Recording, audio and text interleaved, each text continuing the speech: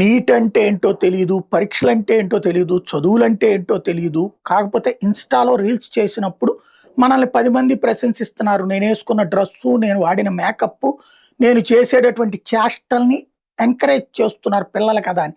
కాబట్టి నేనేం చేసినా చెల్లుబాటు అవుతుందని పచ్చి బూతులు తిడతా జంతర్ మంతర్ దగ్గరికి రమ్మని పిలిచారు. వెళ్ళాం.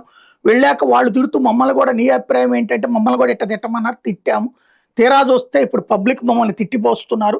క్షమాపణలంటూ రుచియ సింగ్ ఎట్లయితే చెప్పిందో అట్లాగే ఇప్పుడు మరొక పిల్లగాడు, ఇతని పేరు అభినవ్ బిట్స్. ఇతను వాస్తవంగా ఈ ఇక్కడికి వెళ్ళక ముందు 5,000 మంది ఇన్స్టా ఫాలోయర్లు ఉన్నారట జంతర్ మంతర్కి. అతనేమి కామెడీ చేశాడు, మోడీ గురించునో ప్రభుత్వం గురించునో కామెడీ చేస్తే రీల్స్ చేశాడు. 8.5 లక్షల మంది సబ్స్క్రైబర్లు అయ్యారట. ఓ 20 మంది ఫ్రెండ్స్ కలిసి వెళ్ళాం. చక్కగా పొద్దు నుంచి రాత్రి దాకా తిండి దొరికేది, ఎంటర్టైన్మెంట్ ఉంది, మాకంతా అది సరదాగా ఉంది, అంతేగాని మాకు ఇంకా వేరే విషయాలు ఏమీ తెలియదు అన్నటువంటి పాయింట్ని ఇక్కడ హైలైట్ చేసుకొచ్చారనమాట.